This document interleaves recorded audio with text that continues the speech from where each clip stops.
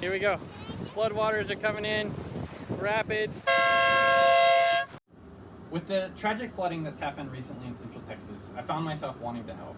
I wanted to come up with a solution that somebody could do today for tomorrow's floods. And I had an idea of a simple DIY early warning system for flooding, and I built it. This is what it sounds like.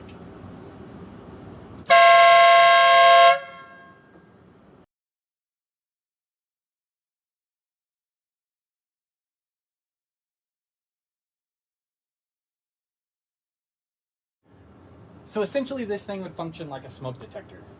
It would make a sound to alert somebody, hopefully wake them up that something bad's coming. In this case, floodwaters. How it works is in the bottom there is a float switch. When the water rises, the float will float and the switch will engage, which activates a loud horn or siren to wake somebody up. What you would do is put it near the water's edge on a fence post or a tree, concreted into the ground, and you would set the float level such that it's low enough from the cabin to give people time to assess the situation, evacuate if need be, but high enough that it's away from seasonal changes in the river. So we took it down to the lake today to go test it, and as luck has it, it was pretty windy, so there was waves rushing in on the shore, which kind of stimulates water flow to some extent. One of the concerns we had was, as water flows, will the float actually float? And obviously, if the water gets high enough, the float will eventually float. But the waves simulated water flow nicely, and it actually worked surprisingly well. Okay, so I wanted to do a real water test, and we're gonna see if a wave can push it up enough to let it go. So go ahead.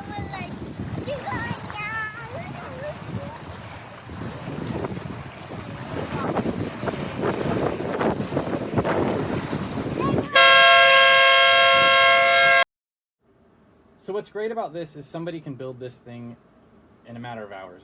I said it took me 45 minutes, and I think I spent a total of about $230.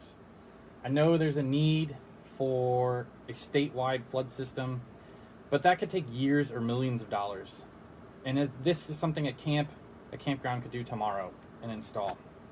How it works is there's a float switch. When this float floats, it activates a switch inside that connects a relay and sends power to a horn, which blasts. It's a 12-volt battery. The horn and relay came as a kit, and the float switch is also a kit. The box I got from Home Depot, you could probably use a smaller box if need be. And just drilling some holes and mounting the hardware, I use zip ties. You could use screws as well, but it's really, really simple, and somebody with a little bit of do-it-yourself common skills can make it. This is a schematic of what we have inside the box. It starts with a 12-volt battery. I also did a detail of how I set up the bus bar. It doesn't have to be this way, but this was how I did it. The battery comes out on the plus, comes across. It's on the relay switch side and the relay coil side. And then this relay just switches the hot side, the plus side, to the horn. There's the horn. The coil on the relay comes down, and I switch the ground side of most of things. I just don't like sending it hot out of the box. So the ground is what's going to the float switch.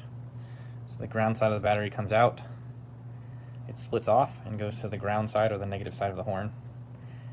The coil side of the relay comes down through the float switch and then back to the ground. I don't remember the exact pin numbers on a relay, but 2 pins will be the switch and 2 pins will be a coil. On the bus bar, I just split it in half, and you have the positive side, which is one end from the battery, which jumps to the second set of pins, goes out to the relay coil and out to the relay switch. Obviously the other side of the relay switch goes to the horn, as shown here.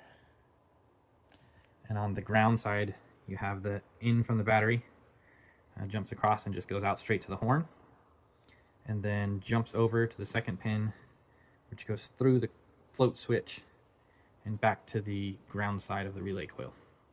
When the float switch activates, the relay then pulls down and activates the horn. So for the horn sound to get out, I went ahead and just drilled a whole bunch of holes. It's probably better to cut this whole area out and either 3D print a little shed cover or put some type of screen or something on there.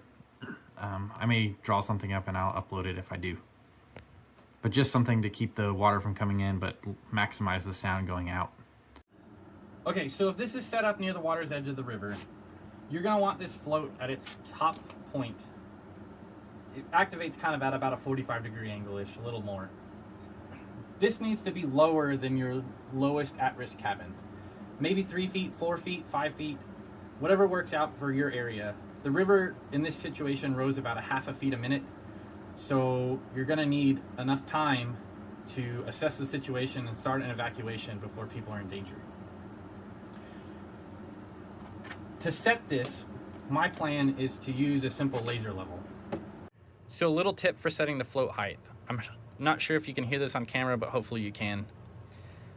When you go pick up the float and you're setting the height, you can hear the ball roll back and click into place, like this. When you hear that click, that means the ball has activated the switch. So as mentioned previously, to make the system work, you need to set your float height. The top of the float, when it's floating, should be lower than your lowest at-risk area. Imagine this surface is your lowest at-risk campsite or campground or cabin. The easiest way I know to do that is use a laser level. These are available at most hardware stores for relatively low cost, but I got some alternatives if you don't have one or don't want to do that. Essentially, you would put your laser on the floor, on the ground nearest your most at-risk point, turn on the horizontal feature, and it'll project a laser. These things actually project quite far. I've projected mine over 300 feet at my property. That laser is going to be the level, give or take a few inches, of the ground at your most at-risk area. You can either leave the laser on if you can see it at nighttime or in the evening, or in the nighttime or evening, just mark your pole where that laser is. Then your float in its up position should be lower than this laser by however many feet you want for warning.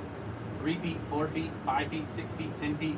Not sure really what it is, but again, the river rose about a half a foot a minute, so you need to give yourself enough time to evaluate the situation and evacuate if need be. But whatever that is, even if it's a foot or 2 foot, you're waking up before water's getting in your cabins. I've taken a picture of the instructions for the float switch and how to adjust its height. It comes with a bracket that's a hose clamp, and essentially you loosen the hose clamp and slide it up and down the pole to adjust the maximum height of when the float is on and off. The instructions explain how to do this and also give some guidance around the tether length. Just follow the instructions that came with your kit. So I wanted to talk a little bit about implementation and how you would implement this in your campground. You don't want kids, campers, random people playing with the float. Now, generally speaking, it's not very big, it's not very intrusive, so I don't think people will mess with it too much. But again, a giant horn that honks whenever you pick up something is a lot of fun. So you'd obviously make it something that's essentially off limits, strictly off limits for the camp, and your maximum punishment, sent home, call parents, whatever that may be. You would implement this or integrate this into your safety plan for your campground. When the horn goes off, you need to have who does what, where you go, and what's being done. I would make your camp counselor in your lowest cabin the first one to alert.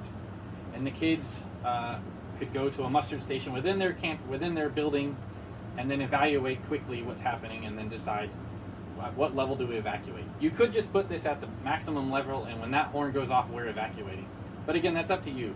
The whole idea is that you have some type of system that can give some type of warning, wake people up if they're asleep, alert somebody if they're not paying attention to the danger that may be coming. So also some things I didn't show. You may need to keep the battery charged up. I would implement one of those low-cost solar systems. I actually had one, but I didn't put it in this build for time's sake. I may do a second video later to show you how that works. But essentially those battery tenders, you attach it in here, mount it to the pole or the box, and that would keep the battery charged up at all times. Another thing is when this activates, it's going to blow the horn as long as the water's high enough for about 30 minutes, give or take a little bit, and there's no way to turn it off. Again, a fire alarm in your house, you can't turn it off once there's fire. If there's danger still present and detecting, it's going to honk. You could implement a switch into it. You could implement a remote switch for relatively cheap. It's up to you.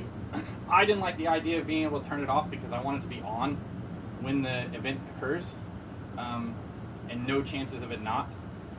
So also, in regards to implementation, you need to test the thing.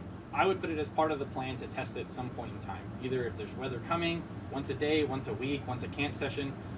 I'm not sure what the interval is, but some point in time you need to test it and drill on it. And it's really simple to do. You would just pick up the float and make sure it works. So this is the system. I hope somebody finds this useful, is able to implement something or similar to it in the areas. As somebody who grew up in Central Texas on the wrong end of a low water crossing and has seen some of this stuff firsthand, not nearly the devastation that is the most recent floods, but definitely had my fair share of being stranded behind floodwaters. I just wanted to make something that we could do and help. It's simple, it's easy, it's quick, readily available, and something you could do tomorrow and not have to wait for a new alert system to be installed, millions of dollars.